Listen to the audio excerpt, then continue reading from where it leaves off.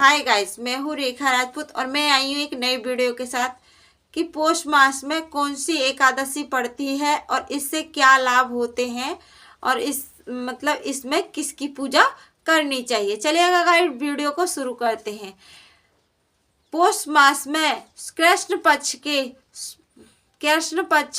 सफला एकादशी व्रत कहा जाता है, जो कि एक समय की बात है जब भगवान श्री कृष्ण से युधिष्ठिर ने पूछा सवाल, यानी कि एक बहुत ही महत्वपूर्ण प्रश्न पूछा कि कृष्ण पौष मास की कृष्ण पक्ष को कौन सी एकादशी पड़ती है। तो तब कृष्ण भगवान ने बताया पौष मास की कृष्ण पक्ष को सफला एकादशी व्रत कहा जाता है। तो यह भगवान ने बताया। तो युधिष्ठिर बोला कि इसके बारे में कृपा करके मुझे विस्तार से बताइए कि इसमें किस सफला एकादशी में किस देवता की पूजा करनी चाहिए। तो श्री कृष्ण भगवान जी ने बताया कि युधिष्ठिर, ध्यान लगाकर सुनिए मेरी बात कि कृष्ण पक्ष की सफला एकादशी को श्री सत्यनारायण भगवान की पूजा करनी चाहिए। यह है भगवान जी ने युधिष्ठिर के लिए बताया। तो युधिष्ठिर ध्यान लगाकर सुनना था।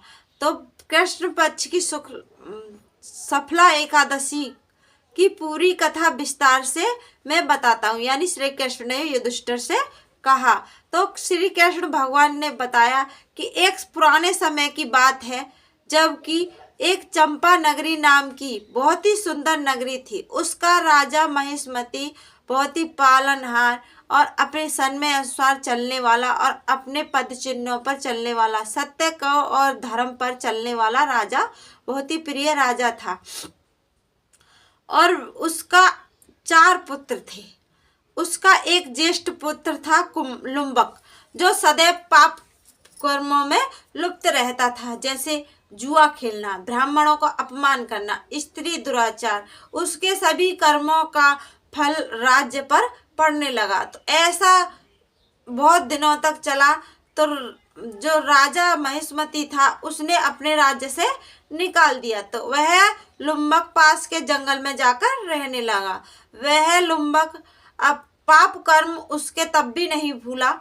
वह जंगल में जाने वाले दिन में यात्रियों को, मतलब यात्री प्राणी को, जंगली जानवर जो भी थे उनको मारकर खाता था और रात्र में चोरी करता था। ऐसा बहुत दिनों तक चला, बहुत दिनों तक चलता रहा। तो एक समय आया उसके कर्म मतलब उतरने वाले, यानी अपने पाप कर्मों का पुण्य उतरने वाला था। उसका जो है पिछले कर्म जो थे उसे उसने भोग लिया। तो भगवान रात को, यानी कि पौष मास की कृष्ण पक्ष की सफला एकादशी से एक दिन पहले की बात है, बहुत ठंड थी। वह पीपल के वृक्ष के नीचे जंगल में रहता था। तभी पूरी रात वह सो नहीं पाया और भगवान श्री सत्यनारायण भगवान जी का भजन करता रहा। अनजाने में वह कुछ भी, फिर सुबह सूर्य की गर्मी पाकर उसकी मतलब रात में ही वह मूर्छित हो गया और सूर्य की गर्मी पाकर के वह दिन में उठा, उसकी मूर्छितता उठी। तो वह असमर्थ हुआ खाना लेने में, यानी जंगली जानवरों को मारने में असमर्थ रहा। तो वह भगवान को रोने लगा कि यह मुझे किस कर्मों का फल दे रहे हो। तो ऐसा चलते चलते भगवान का फिर उसका वह अपने अंदर की जिज्ञासा को मारकर, यानी कि भूख जो जिज्ञासा को मार करके वह वहीं पीपल के वृक्ष के नीचे बैठ गया। फिर दूसरे दिन उठा, पूरी रात वह सो नहीं पाया, दूसरे दिन भी, और भगवान का नाम लेता रहा। और फिर उसकी मूर्छा उठी।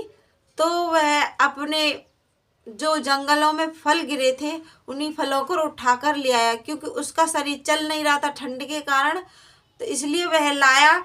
तो वह ही सत्यनारायण भगवान जी को अनजाने में दे दिए कि हे भगवान, इसी का आप भोग लगाइए। आज मेरे पास मांस मच्छी नहीं है, यानी कि कोई प्राणी या कोई पशु पक्षियों को मैं मार नहीं पाया। यह अनजाने में पूरी मतलब सफला एकादशी का पूरा व्रत उसने पूरा किया, अनजाने में उसने पूरा किया और उसका फल उसे मिला। और वह फिर दूसरे दिन एक सफेद घोड़ा पाया अपने सामने और वही आकाशवाणी हुई कि हे पुत्र, यह तेरा लिए ही घोड़ा आया है और इस पर बैठकर तू अपने गांव चला जा, यानी कि अपने राज्य चला जा, तुझे राज्य वापस मिल जाएगा। और वह पूरी व्रत कथा अपने पिताजी को सुनाया आकर के। पिताजी बहुत प्रसन्न हुए और वह अपने बेटे लुम्बक को राज्य सौंप करके और जंगल में पूजा करने के लिए चले गए अपनी यात्रा को, और बाद में वह वैकुंठ को चला गया।